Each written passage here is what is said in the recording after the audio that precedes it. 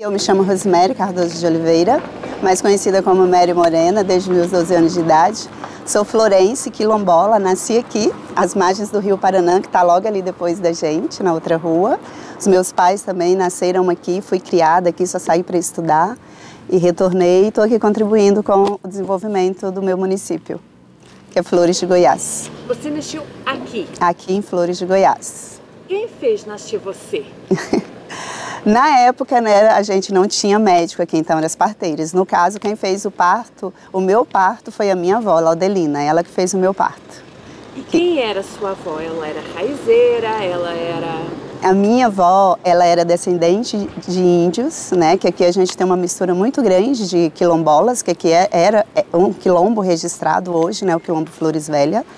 E a minha avó era descendente de índia, e ela era benzedeira.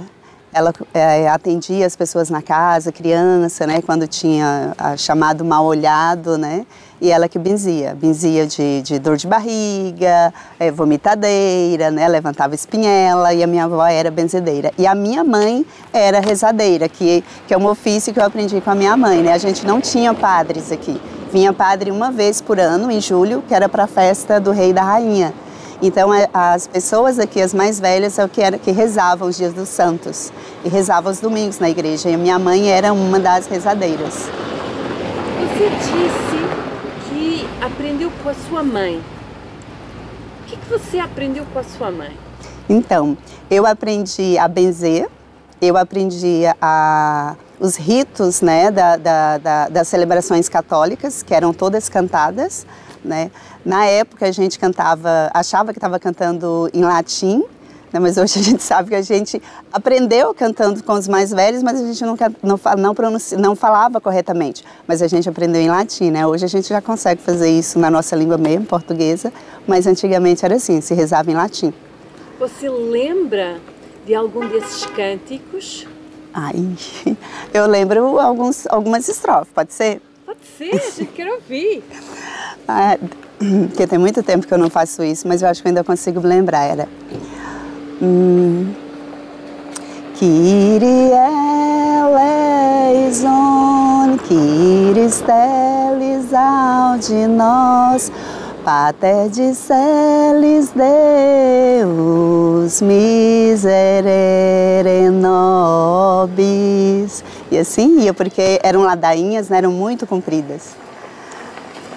Bom, você fez a sua escola aqui, como foi? Você entrou na escola quando?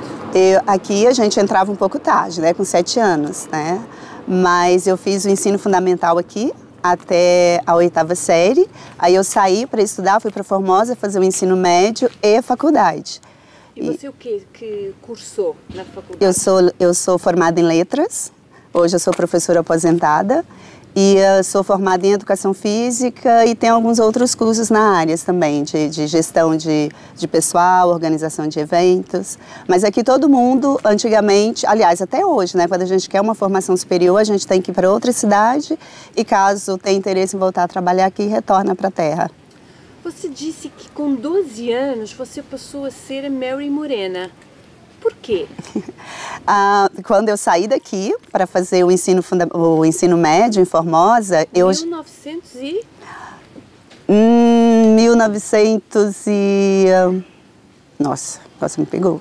Eu tinha acho que 12 anos na época, era. Você não disse pra gente quando... Não, eu nasci em 1969. Estou com 50, eu vou fazer 55 anos agora em agosto. Acho que é 1987, por aí, 87, 86, isso. E eu fazia parte de 2 times, um de futebol e um de vôlei. E tinha uma outra Rosemary no time, né? E aí, quando o professor falava, entra Rosemary, o pessoal falava, a loira ou a morena? A loira ou a morena?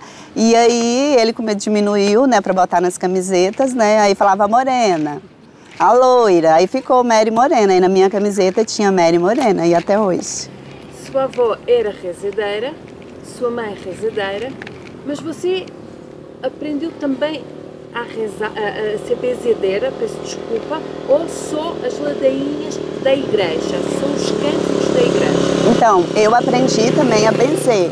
tá? Eu não pratiquei, né? Aliás, eu fazia isso só com os meus filhos, porque é uma questão de fé, né?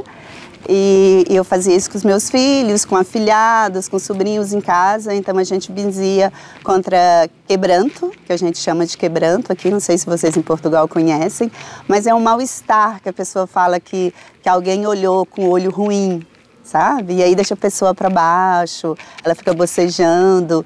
Então antigamente tinha essas crenças, né? Até hoje tem, né? Só que as coisas evoluem e a gente não pratica mais. Mas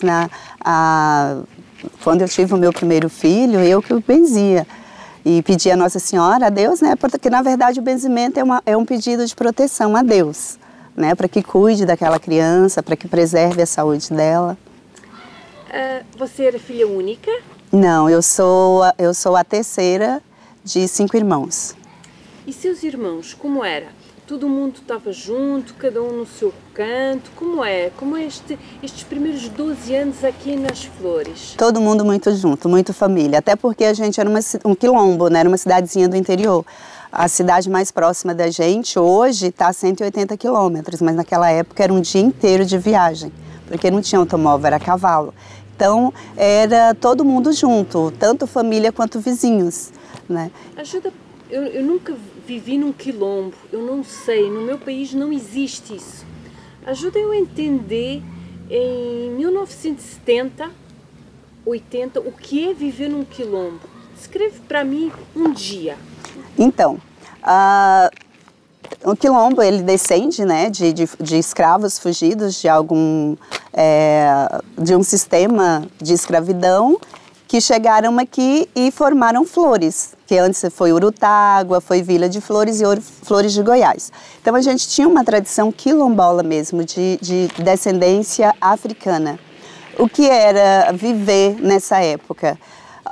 Solidariedade imperava. Então se eu plantava arroz, né, e tinha um vizinho que estava precisando, a gente distribuía, fazia uma distribuição solidária. Quem criava galinha, distribuía galinha, quem plantava arroz, distribuía arroz, quem plantava feijão. E a gente vivia de uma agricultura familiar e solidária. Todo mundo se ajudava. E a gente tinha aqueles rituais, que era socar arroz no pilão, né, que a gente plantava o arroz com casca, e como é que a gente ia limpá-lo? No pilão, que era um instrumento de madeira, né, que você botava lá o produto, aí tinha uma manivela de madeira que você socava até tirar toda a casca. O café era torrado também numa panela no fogão a lenha, porque não tinha uma torradeira elétrica. A gente pegava a água do rio Paranã, que passa aqui, né, que ladeia a cidade. Está bem aqui do ladinho, depois se vocês quiserem conhecer. E a gente vivia também da fé em Nossa Senhora do Rosário, que era a protetora dos negros, né? A Senhora do Rosário dos Pretos. Então a gente tem a caçada da Rainha em julho, tem um batuque, né? Que são tradições que a gente preserva até hoje. E à noite você acender uma fogueira e toda a rua sentar ao redor dessa fogueira e contar histórias, né? Todo mundo fazia uma comidinha e levava um prato. Isso era viver naquela época aqui em Flores de Goiás. Conta uma dessas histórias em torno da fogueira que você tenha ouvido em criança pra gente. Então, nossa, é voltar à minha infância, né? O meu pai era contador de história. Então ele tinha o hábito de contar histórias do Saci Pererê, né? Que era um negro que tinha uma perninha só, que usava um gorro, né? E que ele atentava as pessoas, né? Ele passava alguém que ele não gostava, ele jogava uma pedrinha, né? Ele colocava alguma coisa na frente, porque a gente não tinha luz aqui, não tinha energia, era tudo escuro. Então ele botava uma corda, amarrava uma corda para a pessoa cair. A gente tinha um negro d'água, né? Que toda criança tinha medo dessa história. Quando os pais queriam que a gente obedecesse, eles falavam: vou chamar o negro d'água, se você não obedecer à noite, o negro d'água vem puxar o teu pé. E o negro d'água, o que nada mais era do que uma lenda, né? Era um homem negro, grande, forte, né? Com uma fisionomia assustadora, que saía das águas do Paranã para assustar as crianças à noite. Como era sua roupa? Como vocês faziam? Vocês tinham tiares para fiar ou vocês vinham na cidade comprar alguma coisa? Então, muitas pessoas tinham fiadeiras nas famílias, né, que faziam, inclusive, os pavios para as lamparinas, que colocavam óleo, querosene. E as roupas, na festa de julho, a gente comprava roupa uma vez por ano, que era na festa de julho, que vinham mascates para cá, vinham pessoas de outras cidades que conheciam a festa e traziam roupas para serem vendidas aqui. E a gente comprava dessas pessoas, aliás, os nossos pais compravam dessas pessoas. Eram roupas especiais ou eram roupas que você... Roupas de chitas. Era um pano bem rústico, mas muito florido. As estampas dele sempre era muito colorida, com muitas flores, né? E a gente chama até hoje de chita, né? Ainda existe. Só que hoje a gente não usa mais. Mas era feito sempre de chita, que eram chamado de camisola, sempre era saia e blusa ou vestido, saia e blusa ou vestido. Dentro dessa comunidade, havia algum tipo de ritual de adolescência, de passagem, de não é de emancipação, é quando você deixa de ser criança e passa a ser adulta. Tinha algum tipo de ritual nesse sentido? Não, eu não peguei esse tipo de ritual, né? Até porque a gente crescia numa comunidade que não tinha conhecimento de outras cidades lá fora, de outras vivências lá fora.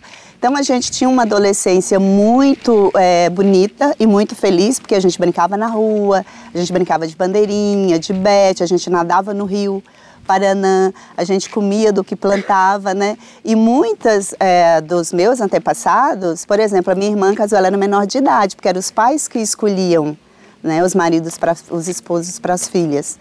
Então, eram de famílias para família, mas não tinha uma passagem especificamente. Ela ficava adulta, já era dona de seu nariz, mas ainda tinha que respeitar pai e mãe e só deixava dessa tradição quando ela casava e saía da casa dos pais, né? Mas enquanto morasse, era bença pai, bença mãe, tanto ao levantar e ao deitar. Mas era normal a passagem da infância para adulta, da adolescência para adulta. Conta pra gente como é essa história do casamento ser combinado. Por que era combinado e como é que era combinado? Era questão de afinidades, né? A minha família conhecia a família de alguém, né, que tinham crianças, já eram amigos, falava, não, a minha filha vai se casar com o seu filho ou vice-versa. E se era da boa vontade das duas famílias, eles cresciam com aquele pensamento e já com aquele contrato, digamos assim, e casavam. Era muito natural entre as famílias daqui. Inclusive, casavam parentes com parentes, né, porque a gente não conhecia pessoas de fora. Já só tinha aquelas famílias mesmo aqui que casavam parentes com parentes. Tinha problemas por causa disso, problemas com os filhos depois, você se lembra? Não, na minha infância eu não me lembro, tanto é que a gente tem hoje, né, conhece as famílias daquela época que casaram, que os filhos são normais, graças a Deus. Mas com você foi um pouquinho diferente, não é? Porque você disse que fez o ensino médio, se formou, e então você casa quando? Então, na verdade, eu não me casei, né? Eu fui morar com alguém, porque aos meus 22 anos, né, até então em cidade do interior, aqui em Flores, na minha vivência, a gente só saía de casa para casar ou para estudar. Eram os dois momentos felizes da vida de uma moça naquela época, né? Eu sempre fui um pouquinho à frente no meu tempo, então eu dei um pouquinho de trabalho para meus pais. Eu queria primeiro estudar, queria me formar, para depois pensar numa família. E conheci uma pessoa, a gente foi morar junto, moramos juntos por 8 anos, eu tenho 2 filhos, tenho 2 netos, nos separamos e até então eu não quis me casar mais. Porque foi uma escolha minha, né, de estar trabalhando, de viajar, que eu amo viajar. Mas você nunca viveu aqui com o seu companheiro no Quilombo? Sim, morávamos aqui. E você escolheu essa pessoa para você ou foi o seu pai que escolheu? Não, eu que escolhi. Nessa época a gente já podia escolher o nosso parceiro. Bom, então você tem 2 filhos, tem um companheiro, 2 filhos, e você nessa época trabalha em quê? Eu me formei, né, como eu te disse, em magistério, fiz faculdade, depois eu dava aula, a gente dava aula. As únicas profissões que a gente tinha aqui, ou era funcionário da prefeitura, ou era funcionário do estado. Então eu trabalhei por 32 anos como professora regente, ensinando língua portuguesa. Trabalhei na prefeitura também por 20 anos, no administrativo. Hoje eu sou aposentada, como eu disse, eu trabalho como instrutora de educação física e estou como comissionada da prefeitura na Secretaria de Cultura, Igualdade Racial e Turismo. E você era professora do magistério aqui no Quilombo? Do ensino médio aqui no Quilombo. Como eram as crianças que você dava aulas? Eram crianças da comunidade ou fora da comunidade? Da comunidade e fora. Porque até então, por exemplo, quando eu comecei a dar aula... 1900... Ai, mas você gosta de data, Anny? Gosto mesmo. Eu me formei em 88, 1990, 92, por aí até os 95, eu dava aula para adultos. Porque os adultos daqui, eles não tiveram condições de sair para estudarem. Eles fizeram só o ensino fundamental básico, 1ª a 4ª série, né, e paravam. Então, dei aula para adultos mesmo. Então, tinham pessoas que eu chamava de senhoras e que eu dava aulas para elas. E eu não sabia chamá-las diferente, porque era a nossa tradição respeitar os mais velhos, até hoje, né? Os meus pais me passaram isso, então a gente sempre senhor e senhora. E depois que eu fui trabalhar com adolescente, mas já no final agora da vida profissional, eu fui trabalhar com adolescentes no ensino médio, né? E eram assim, tanto na fase, com essas pessoas adultas que eu trabalhei, era muito tranquilo, porque elas queriam aprender. E a gente tinha liberdade de ensinar. Realmente, né? Hoje a gente já tem que seguir um sistema que onde o aluno, mesmo respeitando a bagagem do aluno, a gente tem que atender às necessidades desse aluno com o que ele traz para a gente tem regras a seguir dentro desse sistema educacional. Mas aqui é muito tranquilo de trabalhar e as pessoas de fora vieram através dos assentamentos. A gente tem gente aqui de todo lugar do Brasil. A gente tem 22 assentamentos, de 20 a 22, porque a gente tem 22 assentamentos e alguns acampamentos. A gente tem o maior assentamento do Brasil, que é o São Vicente, que tem mais de 500 famílias, que é um sistema do INCRA, né, que eles pegam terras que foram devolvidas para o banco ou para o Estado e lançam o sistema de assentamento, né, que famílias acampam e depois recebem o título da terra. Então eu trabalhei com gente de todos os estados, então a gente tem uma cultura bem mista aqui em Flores de Goiás. Tem muito gaúcho aqui. Se você diz que é bem mista, significa que vocês se mesclaram todos uns com os outros, sem problema nenhum. Sem problema algum. Hoje a descendência africana hoje mesmo é bem menor do que há 15 anos atrás. Então hoje tem muito gaúcho, né, que é lá do sul, pessoas que plantam arroz irrigado aqui, que Flores também é um dos municípios do estado de Goiás com o maior número de plantio de arroz irrigado. E aí casaram todo mundo, misturaram todo mundo e hoje é uma mistura mesmo de raça que a gente fala que é descendente quilombola, mas para quem nasceu realmente aqui. Há uma coisa que eu acho bem interessante daquilo que você vai contando, que é com 22 anos você está aqui já formada, a trabalhar. Como é uma jovem mulher trabalhando aqui, ensinando para adulto as letras? Como é que a comunidade via a Rosemary formada? Gratificante, porque a gente até hoje tem muito orgulho das pessoas que saem, se formam e voltam para trabalhar aqui. Naquela época a gente fazia o magistério porque era o único curso que a gente conseguia fazer gratuito, né? Os pais da gente não tinham condições de pagar uma faculdade. Hoje eu tenho a grata satisfação que eu tenho ex-alunos formando em medicina ou já formados em medicina, em arquitetura, em engenharia, sabe, em veterinária. Então, naquela minha época, um filho de Flores voltar formado era uma conquista muito grande e a gente era tratada com muito respeito. O professor na sala de aula era autoridade. Então, quando a gente entrava, as pessoas se levantavam e aquilo me enchia de orgulho, porque, poxa, eu estou fazendo a diferença na vida da minha comunidade.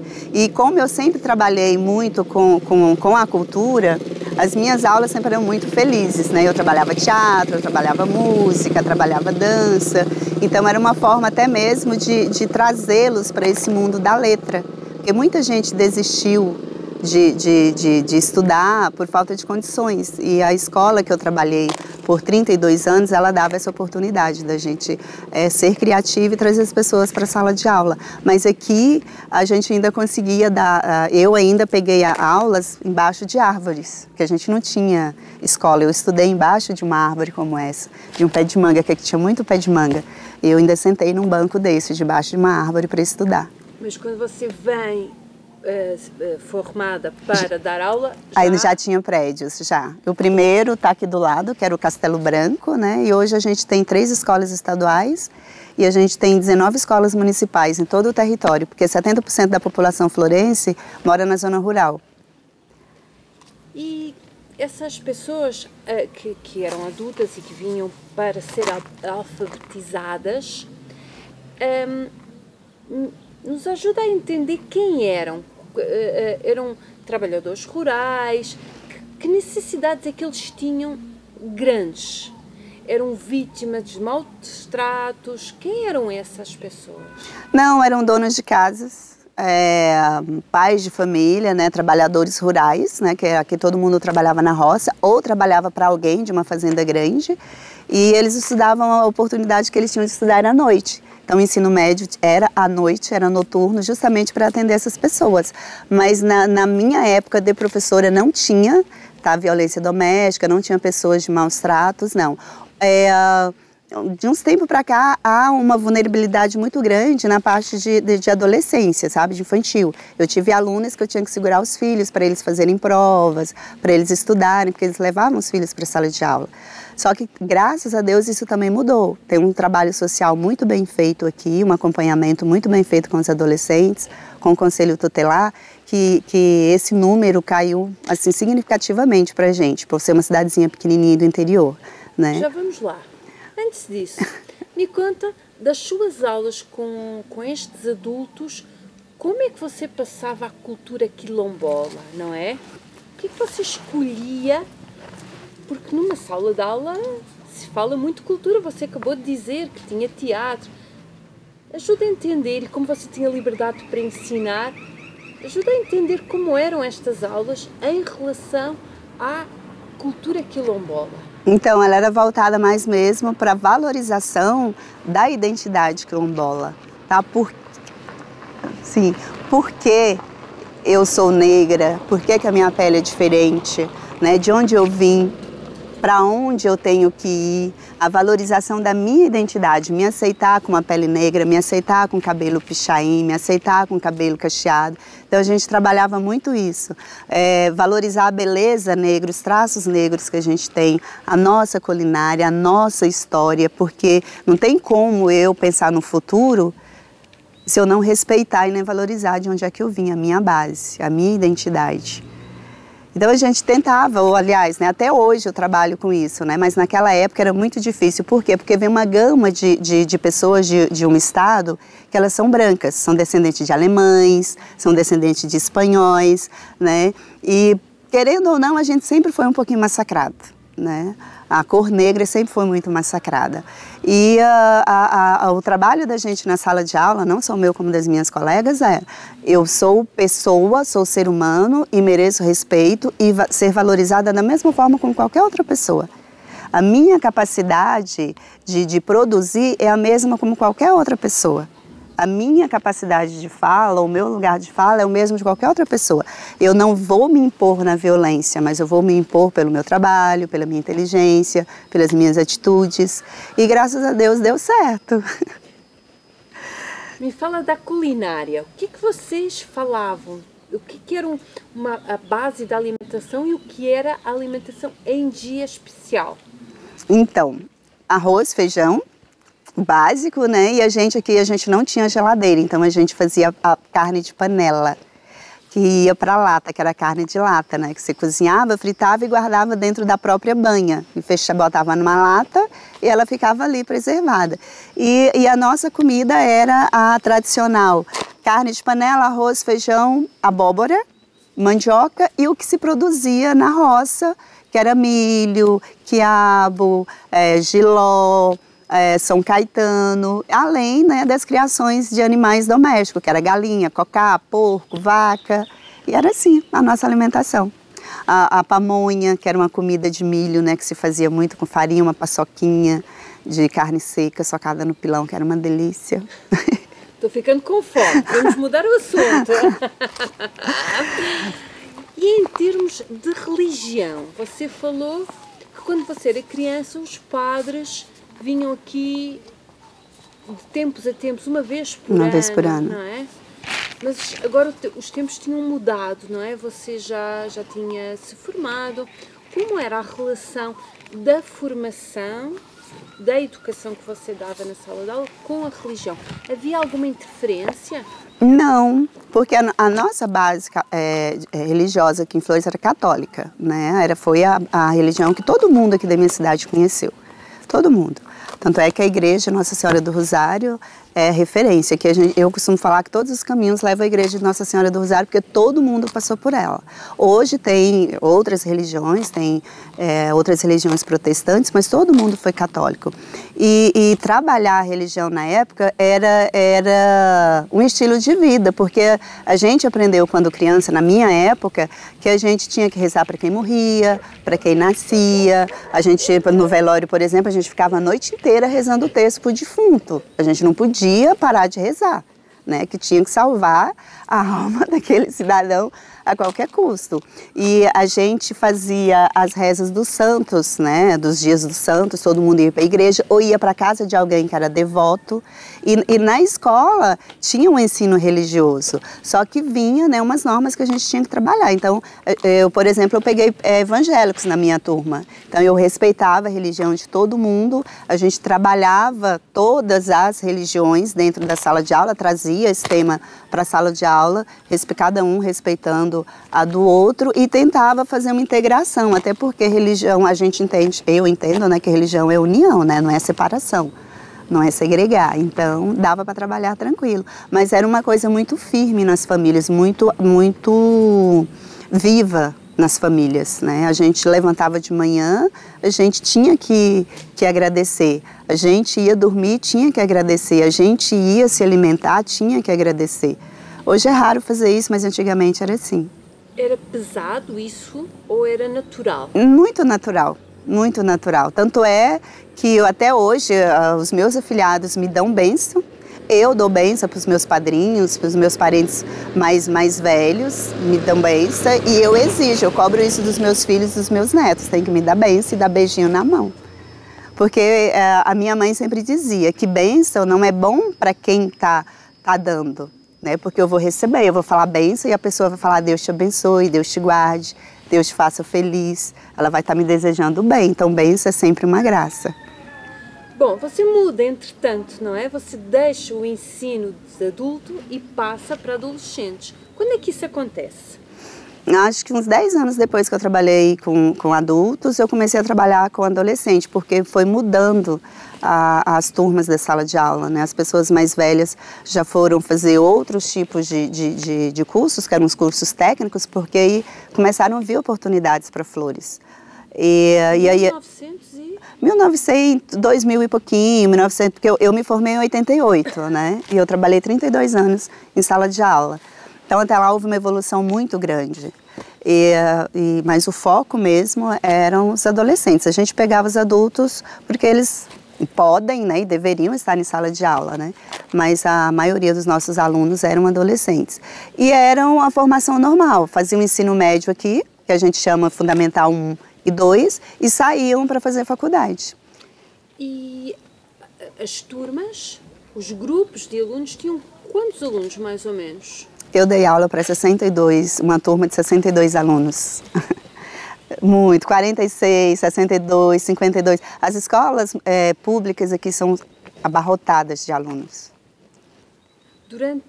E era só um período da manhã ou o período da tarde ou era o dia completo? Quando eu comecei era o período completo, de manhã, tarde e noite. Dava aula os 3 períodos. Você é forte, é? Sim, graças a Deus. E hoje eu continuo assim, trabalhando de 5 da manhã até meia-noite. Então, me ajuda a entender quando é que começou o problema das adolescentes grávidas? Porque você disse que a dada altura você teve esse problema na sua sala. Como é que foi isso? Flores, infelizmente, ela foi uma cidade turísticas, assim, que veio um turismo mais na época sexual. 2000, 2001, por aí, 2002, 2005. Então a gente tinha muito adolescente, muita gente de fora que vinham para cá para passar férias, visitar alguém em alguma fazenda, né? E as adolescentes por aí na praça, né, sem conhecimento, elas acabavam sendo iludidas e muitas meninas, houve uma época aí de um índice muito grande de gravidez na adolescência. Mas graças a Deus a gente conseguiu dar uma diminuída nesse número com trabalhos, tanto trabalho nas escolas quanto trabalhos sociais. A promotoria também chegou junto aqui, deu um suporte muito grande para as pessoas que trabalham. A prefeitura disponibiliza uma equipe de psicólogos, de psiquiatra para atender tanto essas famílias e também é um trabalho de conscientização, né? Rosemary, mas há aqui uma coisa muito interessante que é, como é que essas jovens eram vistas dentro da comunidade? Elas estavam grávidas, não é? Como é que elas eram tratadas? Como vítima? Como doidona? Como... A família, de certa forma, se decepcionava, né? Tinham pais que colocavam as filhas para fora de casa. Ela chegava grávida, os pais botavam para fora de casa. Nem que depois ele acolhia aquela filha novamente, que foi o que aconteceu com muitas das meninas aqui. Por exemplo, eu fui mãe solteira, mas a minha família foi uma opção minha, né? Depois eu fui morar com o cara que me engravidou, mas a minha família me acolheu, mas não foi todo mundo que teve essa sorte, né? Tinha as filhas que eram colocadas para fora de casa.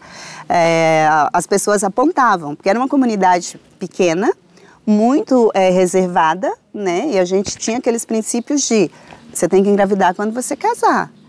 Mas aconteceu, fazia o quê, né? Então as pessoas apontavam, falavam que a menina tinha se perdido. Quando ela parecia grávida, né? Ela tinha se perdido. Mas depois a própria comunidade acolhia essa família, essa menina. A figura do pecado para a Igreja Católica, ela não entra aqui muito. Não. Até porque a gente não tinha, né, esse acompanhamento da igreja.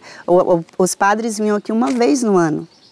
Na minha época de adolescência era uma vez no ano. Só vinha na festa de julho, que a gente tem duas festas tradicionais. A de Nossa Senhora do Rosário em julho, que era a festa dos brancos. Os negros não podiam participar, tá? Então tinha o rei e a rainha. E tinha em outubro a festa dos negros, que é onde tinha o batuque, que era a festa que os negros faziam, que era a mais animada, com certeza, né? Só que aí depois teve essa junção, né? O pessoal foi todo mundo se entendendo, se conhecendo e vendo que não tinha necessidade disso, e hoje virou uma festa só. Tanto a festa de outubro, mas só que ela acontece também em julho, junto com o rei e a rainha. A gente não entende nada do que é essa coisa da festa do rei e da rainha, nem de outubro. Você tem que contar tudo direitinho. Com o maior prazer. Então, a nossa festa aqui, a história do nosso rei e da rainha, ela nasceu dentro do Quilombo. Porque aqui vieram muitos fazendeiros atrás dos escravos fugidos e também aqui, por ser um município, ele tem 7 rios que ladeia o município, então é abundante mesmo em água. Aquele primeiro bairro que a gente passou lá, ele surgiu justamente por causa das enchentes. Que aqui alagava, todo mundo ia para lá, a água descia, todo mundo voltava. Mas aqui é a cidade. E a Nossa Senhora do Rosário, conta-se que ela foi resgatada, achada a imagem dela, um pescador achou a imagem dela dentro do rio. Ele jogando tarrafa, ela veio, ele recolheu essa imagem. E os negros moravam do outro lado do rio, e os fazendeiros do lado de cá. E sempre e quem achou essa imagem foi um negro, né? E ele fez uma cabanazinha, eles começaram a rezar para Nossa Senhora do Rosário dos Pretos. Conta, né, essa história, a gente está até gravando isso em vídeo, que é uma história falada, que num certo momento eles foram abrir a capelinha para orar, ela não estava lá. A imagem, acharam ela dentro de uma mata onde hoje é a igreja. E eles levavam ela de volta, milagrosamente ela aparecia cá. E aí, para eles fazerem a festa, eles saíram procurando alguém que pudesse bancar a festa. E aqui, antigamente, aqui era conhecida como as Terras da Santa, de Nossa Senhora, porque toda Flores era de Nossa Senhora do Rosário. Essa negra, que foi a primeira rainha, era uma negra que ela já veio fugida, mas ela passou no garimpo, ela guardou ouros, né, comprou terra e ela deu as terras dela, quando ela adoeceu, para Nossa Senhora do Rosário. Então tudo isso aqui era da igreja. A igreja era muito rica, a igreja de Flores, era muito rica. E aí, nesse lance de caçar alguém que pudesse bancar a festa, surgiu essa negra que tinha toda essa terra e ela foi chamada de rainha. E ela foi coroada rainha, então foi a primeira negra da festa Nossa Senhora, a rainha foi uma negra. E aí ela veio e o marido dela foi o rei. E nessa caçada, como era no mato, o pessoal saiu a cavalo e virou a tradição da caçada da rainha. Então todos os anos, quem são os festeiros, eles se escondem na mata e vai o pessoal a cavalo buscá-los, até encontrá-los. Aí tem festa, tem comida, tem toda uma cavalhada aqui, todo um ritual que eles fazem, que eu posso estar mandando as imagens para vocês depois, se vocês quiserem. Queremos sim. E como se chamava essa negra que escondeu o ouro e que veio comprar aqui os terrenos todos, você sabe?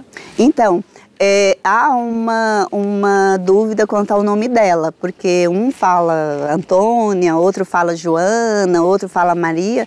Então, na verdade, a gente não sabe o nome certo dela. A gente chama ela a negra que libertou o povo de Flores. Bom, entretanto, você tem 2 filhos. Sim. 2 meninas, um menino e um Não, 2 meninos, dois homens. E você é mãe aqui dentro do Quilombo? Sim. E tem os seus filhos cá ou sai para ter os seus filhos fora? Os meus eu tive os meus filhos fora, em Formosa, né? Porque já fui em hospital, não tive parto em casa. Dificilmente hoje tem esse parto em casa, até porque a gente tem hospital, tem UBSs, né, que fazem esses atendimentos. Mas com 22 anos eu já consegui ganhar os meus filhos em Formosa, no hospital. Mas eles moram fora porque eles saíram para estudar, estão trabalhando, mas sempre que pode estão aqui comigo. E eles são formados aqui, eles fazem o ensino fundamental aqui? Aqui. E depois é que saem mais tarde para estudar. Então, eu tenho que fazer esta pergunta. Pergunte. O que é ser um quilombola de Flores? E como é que um quilombola passa a sua cultura aos seus filhos? Ser quilombola hoje é um pouco difícil de falar. Por quê? Porque nós perdemos muito da nossa identidade. Com a vinda de imigrantes para cá, nós perdemos muito a nossa identidade. A gente deixou, eu falo a gente porque foi a gente mesmo, nós nos permitimos que outras pessoas tomassem conta da nossa cultura. O ano que vem, o casal do rei e rainha realmente são daqui de quilombolas, mas até esse ano ainda eram pessoas de fora que vinham e faziam uma festa.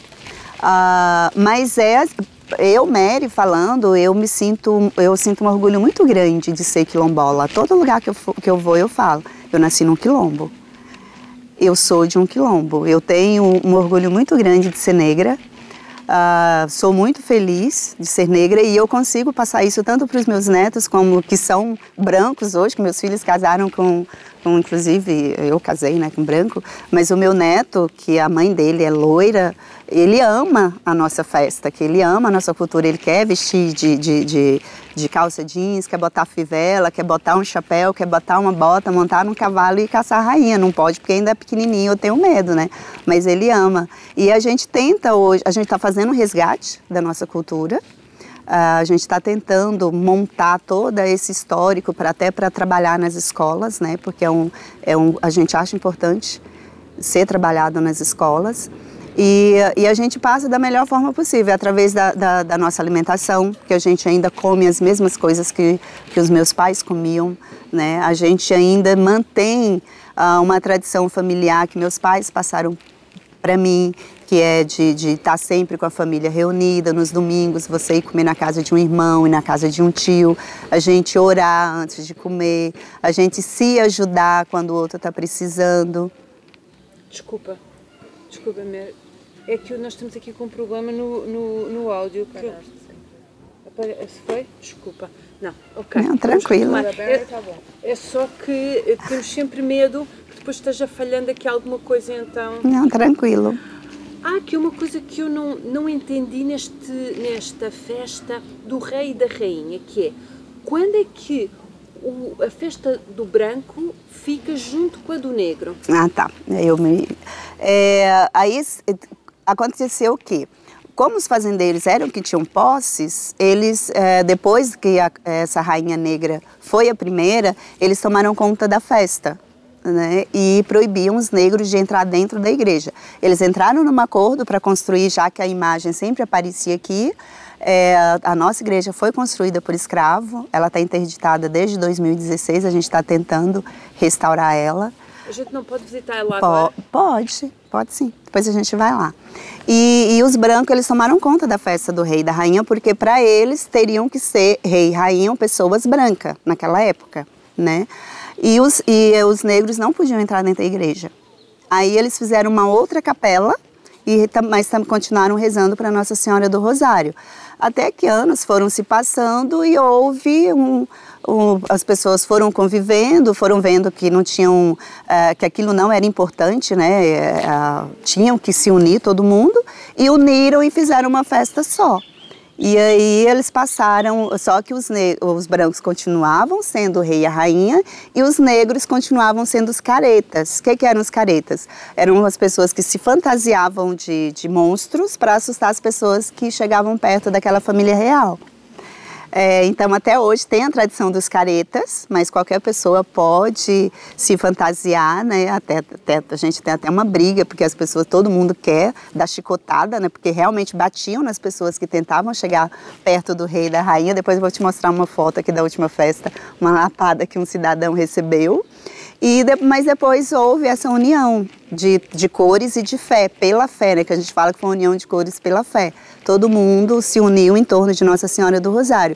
E a festa, que era de outubro, que era o batuque, que tinha as novenas, que a gente ia para um terreiro, depois que saía da igreja para comemorar, veio para a festa de julho. Então, na Caçada da Rainha, quando ela chega com a cavalhada, que vem para a praça, que está todo mundo esperando, há um ritual religioso, né, que é a bandeira do Divino Espírito Santo, de Nossa Senhora do Rosário. Eles entram na igreja e depois vêm para a praça dançar com os negros, que é o batuque, que está todo mundo vestido, com aquelas roupas coloridas, pintadas. Só que hoje virou uma festa popular para todo mundo. Esse batuque é um batuque em quê? Num instrumento feito especial para isso ou numa coisa que entrava? Não, são caixas feitas próprias mesmo para batuque, né? Atabaques, e são músicas que eram cantadas por lamentações, né? Então tem o Tá Caindo Fulô, Tá Caindo Fulô, ou então Pinica-Piaba, Marimbom de Sinhá, né, que era uma forma também dos negros dançarem e indicar alguma coisa para o colega, né? Canta pra gente uma dessas. Ai, será que eu consigo? Claro. Deixa eu ver se eu me lembro. Tá caindo fulô lá no céu, lá na terra, olelê, tá caindo fulô lá no céu, lá na terra, olelê, tá caindo fulô. Enquanto a gente está cantando, a gente está dançando com o grupo, né? E cada os trajes têm um significado, o penteado de cabelo também tem um significado, e tem deixa eu ver se eu me lembro, o Pinica-Piaba, que é bom. Marimbom do Sinhá, ai gente, não me lembro do Marimbom do Sinhá, mas o significado era, né, quando falava que tinha marimbondo na saia da Sinhá, é porque estava vindo alguém do casarão, né, e que todo mundo tinha que ter cuidado, ou se estava comendo tinha que esconder o prato de comida, ou se estava sentado tinha que se levantar. O marimbondo, na verdade, seria o senhor da casa grande. Que lindo! Bom, estas festas que você estava falando, de outubro e depois do rei e da rainha, elas eram bem vistas dentro da igreja, quando você era pequena e depois quando você veio já formada? Sim, era muito bem vista, tanto é que a comunidade toda participava, né? Quem fazia festa era a comunidade. Houve umas mudanças, né? Com o passar do tempo foram vindo muitos padres de fora para cá, com normas assim que a maioria das pessoas, tanto é que o surgimento das outras igrejas foram justamente esse, o descontentamento com algumas normas que eles colocavam, porque a gente já tinha uma tradição dentro da igreja. E a gente teve um padre por muitos anos que ele conduziu a gente dentro dessas tradições. Porque o batuque nunca foi dançado dentro da igreja. A gente tinha novena, aí saía aquele cortejo para o terreiro de alguém, de algum noveneiro, para o quintal, né, que as casas aqui sempre foram desse jeito que vocês estão vendo aqui. A gente limpava de barro no pé de manga e as pessoas iam dançar e ia comer na luz da fogueira. Né, mas ela nunca foi dançado dentro da igreja, era sempre fora. E hoje permanece a mesma coisa, também é só na festa, na caçada da rainha, mas não dentro da igreja. Só que houve um tempo que ela não existia. A igreja cortou, proibiu esse tipo de manifestação, porque eles achavam que era... Qual é que era a altura que isso aconteceu? Há 2007, 2008, por aí. A gente não tinha mais essa tradição dentro da caçada da rainha. A gente não tinha os caretas não podiam participar, não podiam bater em ninguém, né? E acabou. A nossa festa, ela deu uma parada assim, drástica mesmo. Só que depois foi retornando. Teve um casal que colocaram os nomes deles justamente para voltar à tradição. E também teve uma mudança de bispo. E esse bispo, a gente conversou com ele, na época meu pai, né, que era vivo e era um dos líderes aqui da comunidade, as pessoas mais velhas sentaram com ele e foi falar da importância de se manter a tradição, da importância da identidade nossa permanecer viva. E tranquilo, retornou, ele só pedia para não machucar ninguém, né, porque as lapadas realmente eram de verdade, cortavam, machucavam, sangravam, mas voltou. E a nossa igreja, como eu te falei, ela era muito rica. Ela tinha ouro, prata, as terras eram das santas. Só que aí as pessoas foram chegando, invadindo. As pessoas daqui sempre foram muito simples e muito receptivas. Na minha época de criança, se chegasse na casa da minha mãe, ela abria a porta e falava, entra, você podia... Era melhor cama era para pessoas de fora. E as pessoas aproveitaram disso. Então hoje a igreja não tem mais ouro. Ela está caindo e a gente não consegue restaurar ela, a gente está correndo atrás, mas não consegue restaurar. Mas a riqueza que ela tinha antigamente, ela era dona de muito gado mesmo, muita terra. Foram vendendo, foram sumindo e ninguém foi se importando com isso, perguntando para onde é que estava indo. Essa retoma que você estava falando, da batucada e etc., ela corresponde à altura em que vocês voltam a tomar conta da vossa tradição ou é distinto? Acontecem em alturas distintas? Não, quando a gente começa a voltar à nossa tradição. 2016, quando esse casal entrou para rei e rainha, eles sentaram com a diocese de Formosa, né, que a gente pertence a Formosa, e falou, tem que manter a tradição de dar comida para o povo, de dar café da manhã para o pessoal que vem, porque aqui, Flores, são 3 dias de festa. A gente consegue receber aqui mais de 10 mil pessoas por noite, de romeiros e de turistas. Romeiros? O que são romeiros? Romeiros são pessoas devotas de Nossa Senhora do Rosário que vêm pagar alguma promessa na festa dela. Que vem algum milagre, algum pedido, alguma graça recebida, aí as pessoas vêm. Então tem muito devoto do Divino Espírito Santo e de Nossa Senhora do Rosário de outros estados, de outros municípios que vêm nessa época. Como pagam essas promessas? Eles acendem velas, entram de joelho na igreja no dia da missa de Nossa Senhora do Rosário. Eles doam para os festeiros, né? Porque como é uma festa grande, tem que alimentar muita gente, eles gastam, então eles doam mantimentos, perguntam se a pessoa quer uma vaca, se quer dinheiro, eles fazem doações em dinheiro. De alguma forma eles vêm e agradecem a graça recebida. Bom, Mary, mas você hoje não é mais professora. Não. Quando é que isso acontece? Quando é que você muda e deixa a escola e passa para outra coisa? Há 4 anos atrás, né, eu me aposentei. Era algo que eu fazia por amor mesmo. A minha profissão, até hoje eu continuo dando aula para algumas pessoas, mas eu me aposentei da sala de aula porque era o meu tempo de dar entrada na aposentadoria, né? Aqui a gente aposenta um pouco cedo do trabalho, né? É fato isso, né? E 32 anos de sala de aula, aí eu tinha a opção ou de continuar dando aula ou de dar entrada na minha aposentadoria e seguir novos rumos. Aí eu dei entrada na minha aposentadoria e estou seguindo novos rumos. E que novos rumos são esses? Então, eu estou trabalhando eu fui convidada para trabalhar na gestão agora da prefeitura e a gente descobriu que Flores é uma cidade turística de cachoeiras, de grutas, de cavernas, e a gente está trabalhando agora em cima dessas cachoeiras para Flores. A gente já está no mapa turístico nacional, né? E a gente tentar fazer com que essas comunidades, aonde tem também, que é uma comunidade quilombola, que são 2 comunidades, que é na Chapada, naquela Serra Geral, que eles possam sobreviver também do turismo, das belezas de lá. Me conta um pouco de lá, o que é lá de diferente daqui?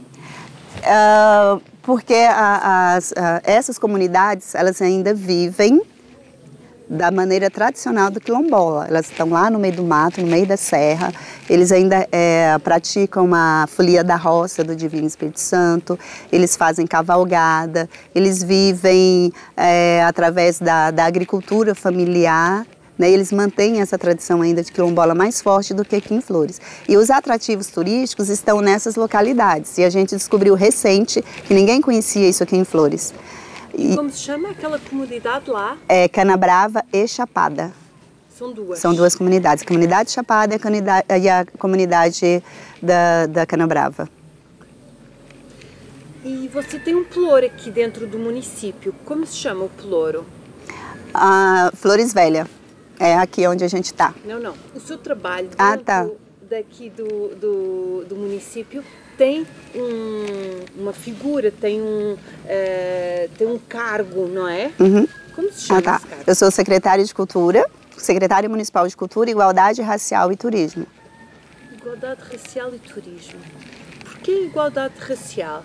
Igualdade racial porque teve-se a necessidade de a gente criar uma associação quilombola aqui no município, para a gente registrar a nossa comunidade como descendente de quilombola.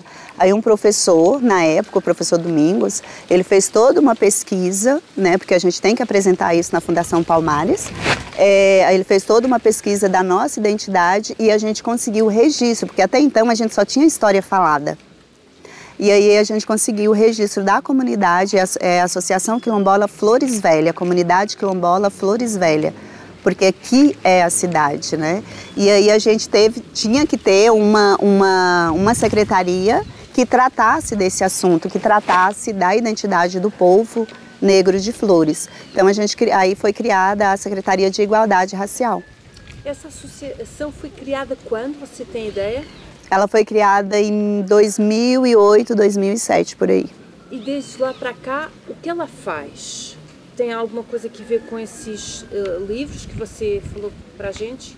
A pessoa que escreve esse livro é irmão do rapaz que fez toda a pesquisa. Inclusive, ela tem uma pesquisa muito bonita a respeito da colonização daqui, acho que por um livro recente.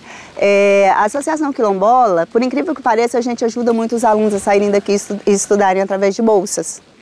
A gente dá declarações, a gente assina as declarações, eu faço parte da Associação Quilombola, eu estou lá como coordenadora de projetos e quando tem um filho de Flores, né, ou que tenha descendência aqui em Flores e que precisa de uma declaração para conseguir alguma bolsa, seja de faculdade ou seja de algum curso técnico, a gente faz toda uma pesquisa relacionada à família dele para ver se realmente ele tem descendência aqui, né? E a gente assina as declarações, a gente trabalha com famílias que famílias que têm alguma vulnerabilidade, né? A gente trabalha nas escolas a importância de se manter a tradição quilombola através da associação e muitos benefícios que vêm para o município é justamente por o município ser registrado como uma descendência quilombola, por ser uma comunidade específica. E esta associação tem alguma preocupação com o território, com a preservação da terra?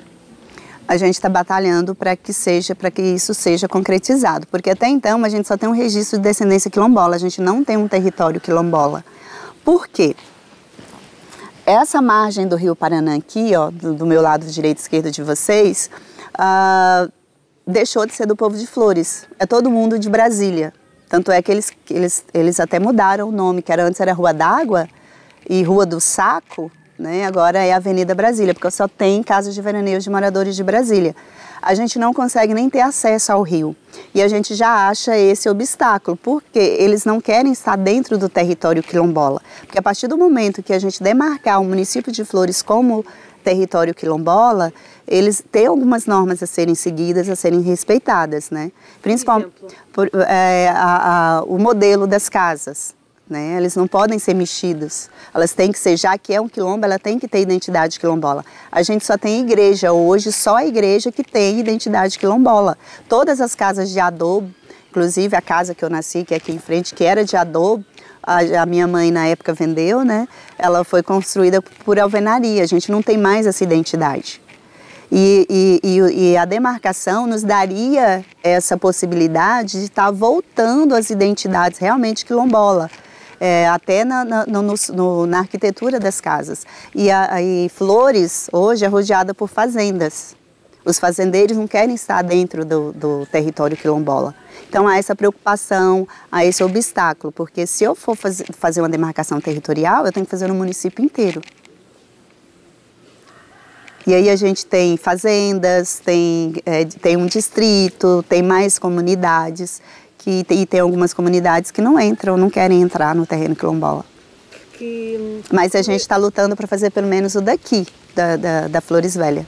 E ajuda eu a entender uma outra coisa, que é qual é a vossa relação com os fazendeiros e qual é a vossa relação com os assentos, porque vocês têm muitos assentos aqui. Muitos assentados. Continua assentados. a ser uma coisa em que eles vêm para cá e vocês ajudam eles com a escola e outras coisas, ou como é?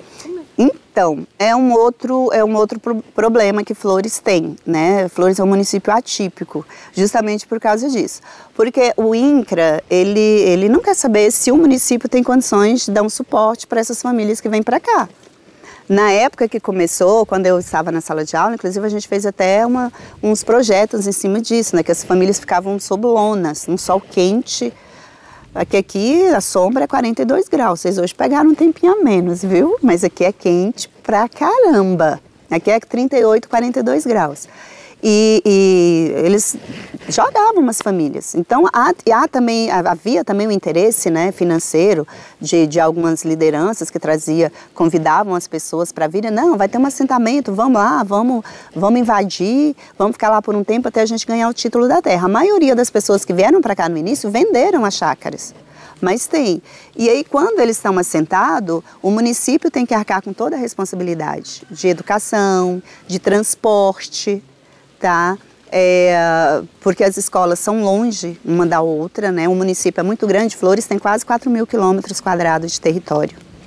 A gente faz divisa com Formosa, com Minas Gerais, com São João da Aliança, que é enorme. Então, Flores é muito grande. Então, e a educação e a saúde tem que atender todo esse pessoal.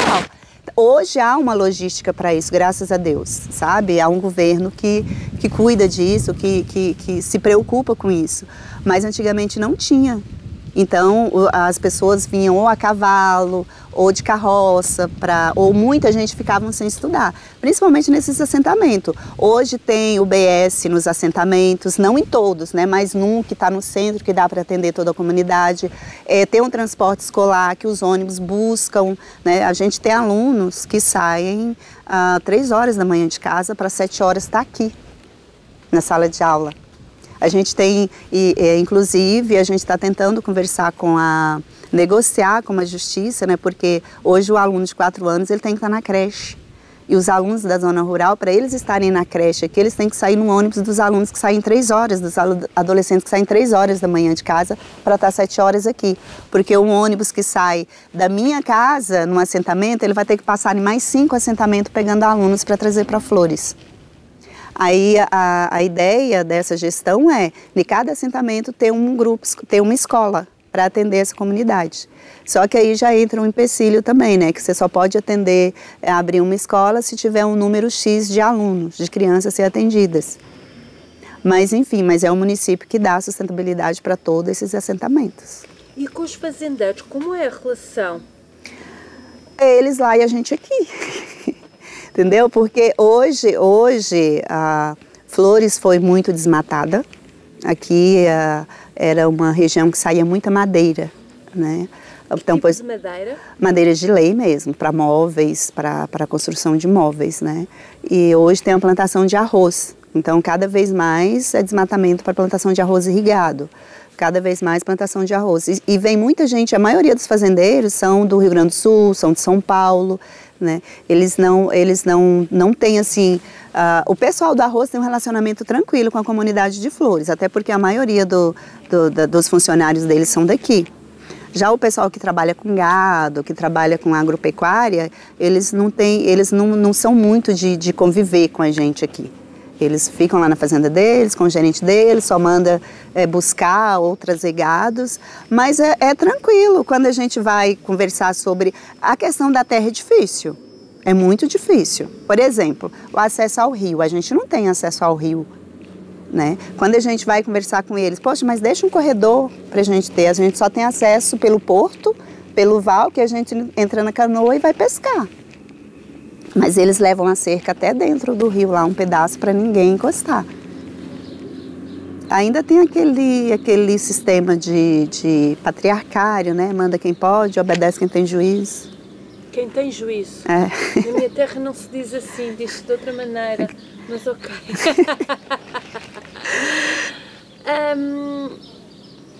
Deixa eu entender aqui uma outra coisa sobre esta cultura. O quilombola, ele se sente responsável por manter a sua terra como ela é? Ou essa não é uma preocupação do quilombola? Ou seja, manter a árvore como ela é, não desmatar, respeitar o ciclo da natureza, etc. Sim, tem sim essa preocupação. Inclusive a gente trabalha junto com o meio ambiente, a gente está fazendo reflorestamento. Eles conseguem mudas para gente de peixe, barriguda, né? Dessas matas que são dessas plantas que são do cerrado, e a gente faz um trabalho de conscientização, de distribuir mudas na praça, de distribuir muda nas escolas. Tem muda? Mudas são plantinhas pequenas. Okay. As mudinhas que a gente chama aqui, né? Planta num saquinho, em alguma embalagem pequena e distribui. A gente faz replantação às margens do Rio Paranã e o quilombo tem sim essa preocupação de manter a natureza intacta, até porque foi ela que preservou a comunidade, né? Tanto para esconder na época que surgiu o quilombo e também para alimentar. A gente tinha muitas árvores frutíferas do cerrado que hoje a gente não tem mais. E a gente está fazendo esse reflorestamento, essa campanha de reflorestamento. Tem a Secretaria de Agricultura que está pegando as frutas que não existem mais, como a parida, a mangaba, e está fazendo mudinhas para a gente depois estar doando, estar reflorestando. Mas essa é uma preocupação que começou quando? Desde o momento da criação da Associação Quilombola e também... que foi em 2015, por aí, 2016, 2017. Porque teve a criação da associação, mas até a gente se organizar, entender direito como funcionar, criar um estatuto e ir atrás da história de Flores, que as pessoas mais velhas, elas ficavam um pouco receosas de falar isso pra gente, né? Porque muitas, por exemplo, a gente tem uma senhorinha de 102 anos... Ela está viva, graças a Deus, está aí. Tem o seu Leonísio, que está acho que com 99 ou é 100 anos também, que quando a gente ia conversar com eles a respeito disso, a gente via aquele brilho nos olhos, mas ao mesmo tempo aquela tristeza, porque eles viveram esse passado, né? Eles viveram os dias de glória, de muita fartura, que o povo daqui era assim, era muito farturento, né? Ninguém passava fome, ninguém dormia na rua, todo mundo se ajudava, mas também houve uma época de muita,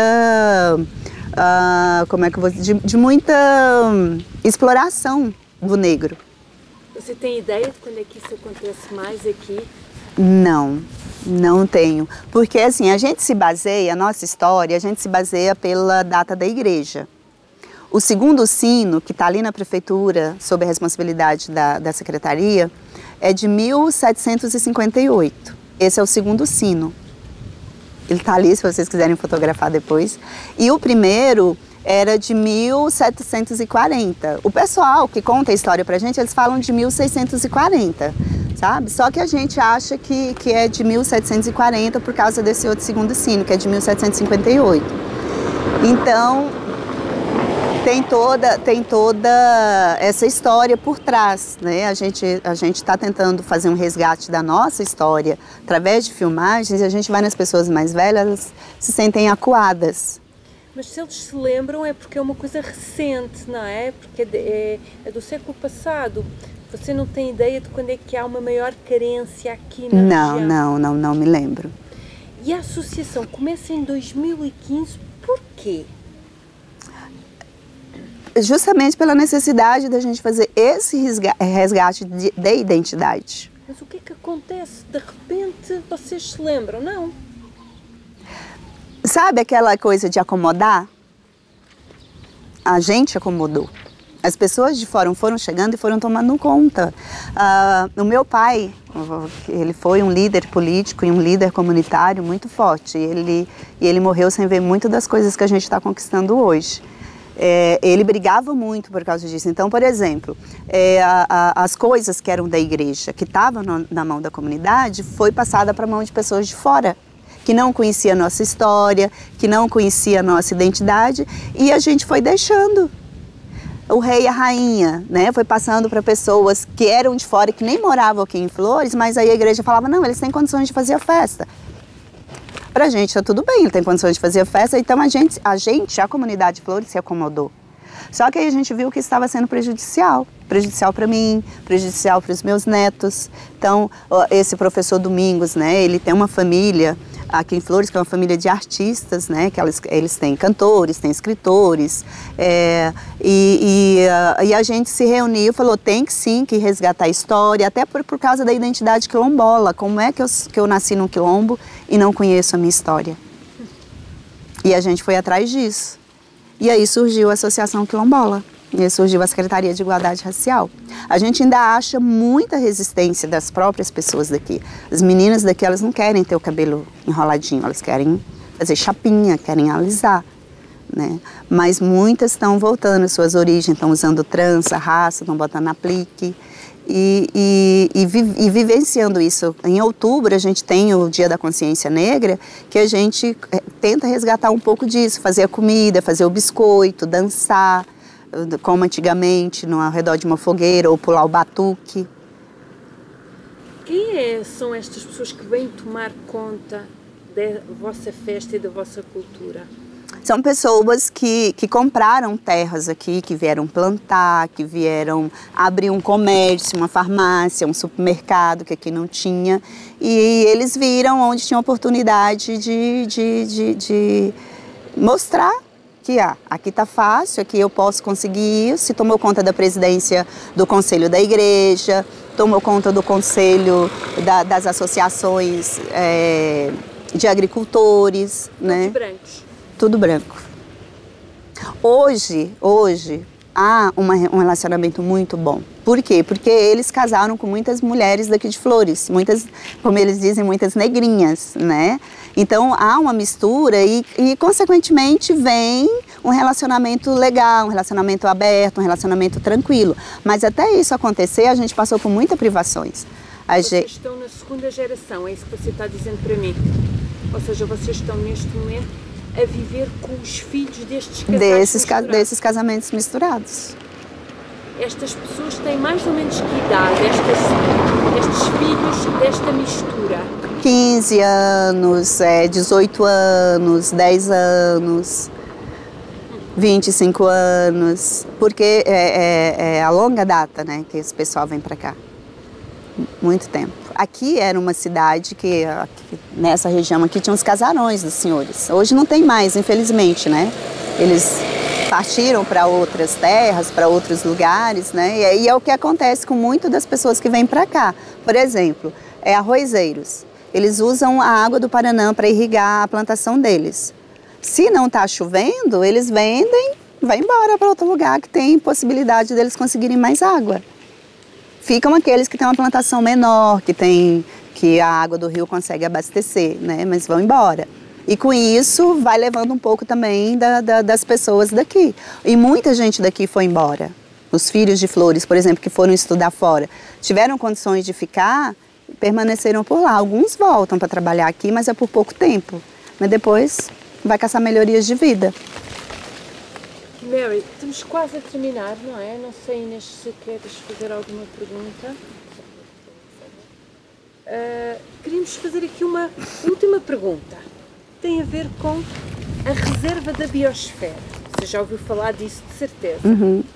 Como é que você acha que a reserva da biosfera tem a ver aqui com este terreno, com este território que é o Quilombo?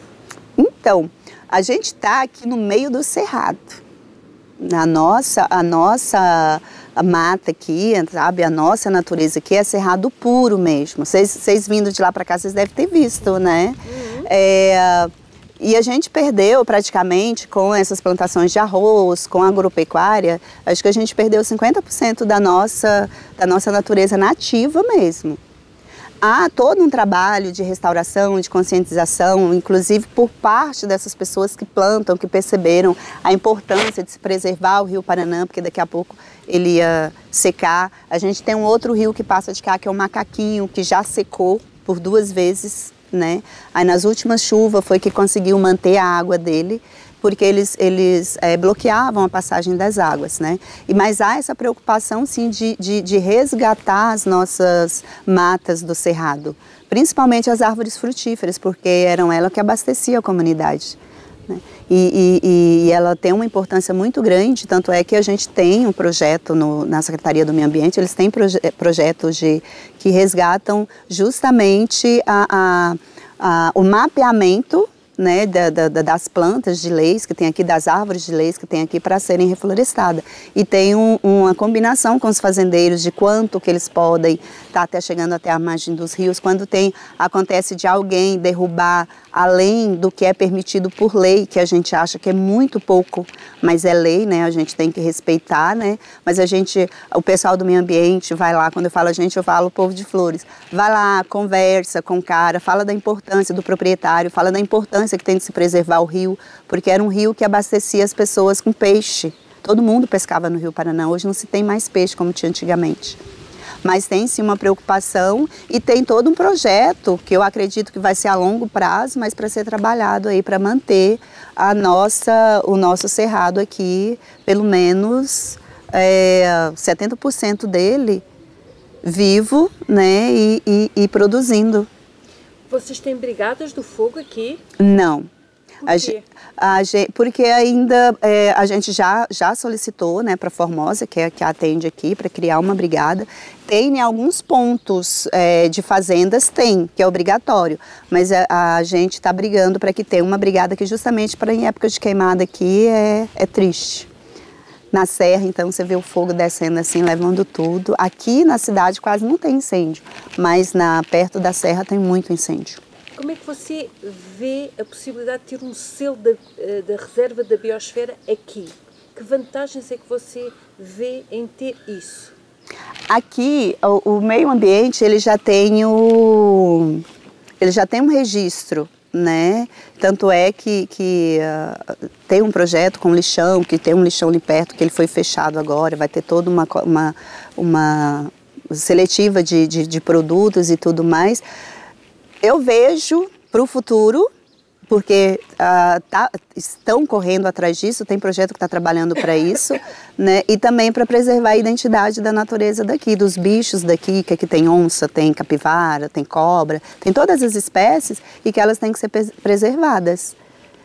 E é de uma importância vital, tanto para a natureza quanto para a gente, porque não tem como a gente existir sem ela, né? Então é importante demais para a gente. Mary, não sei se eu respondi a tua pergunta, mas... Respondeu muito bem. O que é ser do Cerrado? Eu já perguntei o que é ser quilombola, agora o que é ser do Cerrado? É ser livre. É você poder sair no meio do mato e comer uma parida, comer um araçá, comer um saputá, comer uma mangaba, tá? É você nadar no rio sem ter medo de que algo vai te acontecer. É ser livre. É que você conhecer as plantas que são medicinais, que você pode trazer para casa e usar sem preocupação nenhuma. É você usar uma planta na época que você não tinha sabão para lavar a tua vasilha, para arear o teu alumínio de casa. Então, ser do Cerrado é ser livre.